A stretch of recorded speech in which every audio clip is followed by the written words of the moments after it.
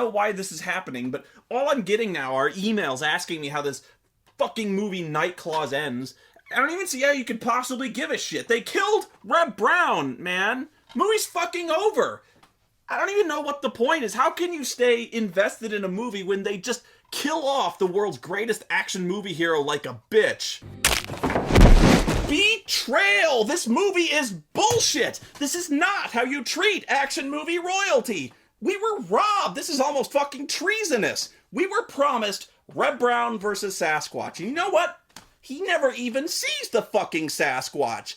He's supposed to be the hero of this movie, right? Well, he doesn't get to fucking yell or scream or kill anybody or anything. This is like if you were watching Jaws and they're about to harpoon a fucking shark, and all of a sudden Richard Dreyfuss just gets behind Roy Scheider and just fucking breaks his neck. I mean, where the fuck does this come from? It goes from being the most predictable formula monster movie I've seen since I was a kid, and then all of a sudden there's a ninja bitch! M. Night Shyamalan's head just exploded. What a twist, you know? You see what I do? I'm sorry, Reb. I tried to have fun. I couldn't do it. Sasquatch. Ooh, Sasquatch. What? Who is this bitch? What, is she secretly working with Bigfoot or what? The only thing I could think of that could possibly explain her behavior is, I don't know, maybe she wants Bigfoot to run wild and free and she doesn't want the cops to kill it, or maybe she wants to capture it to use in some secret mad science experiment, or to sell to some evil corporation to use as a weapon. Well, I don't know. I mean, come on, the Umbrella Corporation's done weirder stuff than that. That's not real. But no, that's not it at all. It's not even close, really, because she's not even interested in Bigfoot. She's after this guy. Want the beast. Yeah, the creepy old Bigfoot hunter guy. And it's not like I was covering up his involvement in the movie or anything. He's just some guy with two other guys and they're out hunting Bigfoot. That's it. The only thing he really does in this movie is capture these two and ties them up to use as Bigfoot bait. Which works, I guess, but then he proceeds to run within punching distance of the Sasquatch instead of, I don't know, climbing a tree with a rifle like a real hunter might do. And oh yeah, it also turns out that unloading a handgun into a 9-foot-tall gorilla that he's seen can casually rip a human being's head off like a marshmallow peep probably should have brought something with a little more stopping power. Bring a fucking elephant gun. And why in the hell does he attack the sheriff? I mean, Reb's a big guy, but he don't look like Bigfoot. And it's not like the sheriff knows anything about what he's done up to now. At this point, you'd think he'd plead for help instead of trying to stab the only guy around here who still has a gun. And if he has a knife, why didn't he just stab him right away with it instead of decking him?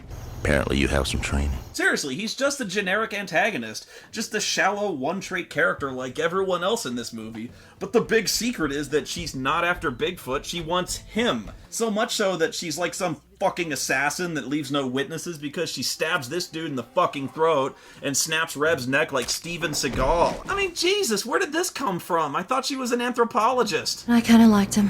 I'm Professor Sarah Evans from the National Museum of Anthropology. Wait, hang on, what is that? Is that a get-out-of-jail-free card? It's not worth it. I have to believe this is the director trying to be clever, like this is an Easter egg instead of it actually happening, because, I mean, no way would both of them be this lame. Either way, just, what? Sasquatch. No joke, she's supposed to be a bounty hunter. It would appear that way, yes. I could go on for hours about how this doesn't make any fucking sense. So, you know, I will. Okay, she's a doctor of anthropology at the National Museum of Anthropology, which just so happens to be located within driving distance of the location of a series of Bigfoot murders. It's a small town called Morningside. It's a couple hours drive north. And she just so happens to be a frequent investigator of Sasquatch-related phenomena. But this will be the first time we get to be there just after it happened. Cool. So if she and this guy have done this several times, it implies that she's been working at the museum for months, at minimum, most likely years, and you have to figure the National Museum of Anthropology wouldn't hire just anybody. Where might I find someone named Cooter? It's not like you can fake a doctorate in anthropology and still work for years in a museum without somebody catching on, so tack on about 5-6 years for the education and doctoral thesis. Ooh. A professor with soft hands. I like that very much. So, I don't know, what, she planned this out for the better part of a decade, like the fucking Batman? Well, maybe if he was on PCP. What is she, the Countess of Monte fucking Cristo? Well, she can't have planned it, since the only reason she went down there was because the cops called her to investigate Bigfoot. But the cops never mentioned Bigfoot, did they? They all thought it was some psycho killer or wild animal. Yeah, but what kind of animal does that to their prey and then doesn't eat it? Only one kind I can think of. The human kind. Bingo.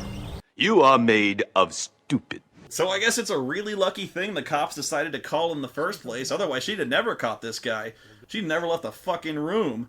And they just so happened to call this museum instead of anywhere else, like the local university or even the high school nearby. And the call just so happened to reach her office instead of the dozens of other anthropologists who also work at the museum. And she just so happens to infer it was a Sasquatch attack, despite the much more likely cause being a grizzly bear. But conveniently, Sasquatches just so happen to be something she's fanatical about researching, which gives her the perfect excuse to visit the town undercover to get the guy by accompanying the cops who are planning to investigate the forest for Bigfoot, which she knows the guy is also doing because he just so happens to be a Sasquatch hunter too. That's not real. And it's a good thing that Sheriff Joe's a fucking idiot who immediately buys into the theory that the murders were caused by fucking Bigfoot. Right, Doc? And she's lucky he doesn't even casually glance at her get out of jail business card. And she's lucky that Bigfoot just so happened to slaughter all the other cops, but not her, so there aren't any witnesses. But oh, she also has to kill her assistant, which raises the question of why she even bothered to bring the guy in the first place, when leaving him behind would have simplified things infinitely. Now she has to go back to the university and explain the reason she came back alone was that he got torn apart by a fucking Yeti. Which actually might have been a pretty funny scene, but she could have saved herself a lot of trouble just by saying this. Hey, I've gotta go for a few days to some bumfuck Pumpkinville podunk to investigate some bear's scrot hair or something. Could you help me out and stay here and grade these papers? Cool. There! Done! Jesus Christ! There's just no way this was all part of the plan, so the only explanation is that this is the biggest coincidence to ever occur in the entire span of history in the fucking universe! Oh my god, this movie makes my fucking head hurt! Ooh, nasty. Was it worth it, movie? Was it worth fucking Captain America right in the ass instead of just having some cool action scenes like a gunfight with the hunter guy or some badass final showdown with Sasquatch like the end of fucking Predator? You've got Reba Browna. How do you fuck this up? No, you had to have a twist ending. So, okay, I'll play with your little anticlimax. Who the hell hired Bimbo Fett? You guessed it. Frank Stallone. Is that him? Very good. I'll have your money transferred to you immediately. Where the dripping fuck have you been, Frank? This guy just walks into the movie with like 5 minutes to go, completely out of nowhere. We have no idea who this character is, no idea where he comes from. We're still reeling from this whole bounty hunter thing punching us right in the sack. But here's Frank, finally. He plays the guy with the money who wants the other guy. I have a helicopter on the top of the hill to take you anywhere you want to go. Wow, cool. It must be one of those stealth helicopters you can't hear that can land in the middle of a dense forest. But why, Frank? Why did Reba Browna have to die, man? Why? I guess you're wondering who I am and what I want, yes? What's a paladin? You ran a special black ops operation in Nicaragua years ago. Codename Red Viper. Remember a young captain on your team named Michael Danton? No, I don't recall. Well, you should. Because you killed him for disobeying an order to murder a mother and child. Did Frank Stallone just hijack this movie? That captain was my son. And I've been looking for you a long time. And now that I found you, I'm gonna straighten you out. You know, I gotta admit, it's pretty ballsy not to have Bigfoot involved in the climax of your Bigfoot movie in any way. It's like Frank just walked on set and started saying lines from a completely different movie, and everyone was just too polite to tell him, so they're like, fuck it, we've only got Frank on set for like 4 hours, so just write around it. You fuck. And, well, that's it. I don't fucking believe it. Seriously, Frank just shows up and the movie becomes Reservoir Dogs for like 2 minutes, and then he leaves, and what the fuck were we doing again? Oh, right, Bigfoot, yeah, they kill her and she dies. Credits. This is the worst Reba Browna movie ever! What kind of movie just kills off Reb Brown like he was nothing, and then replaces him. What happened? Yeah, my timing may not be perfect, but I don't think he was being entirely fair.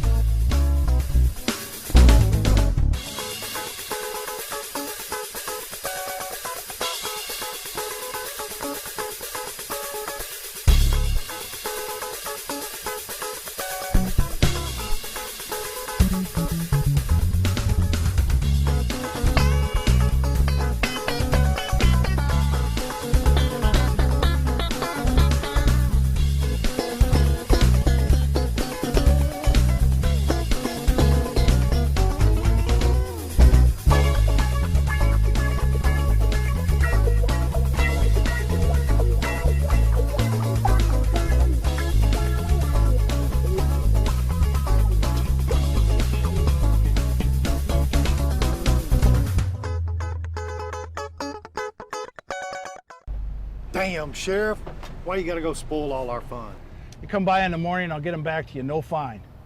Now look, I want you guys to go out, get yourself a beer or whatever,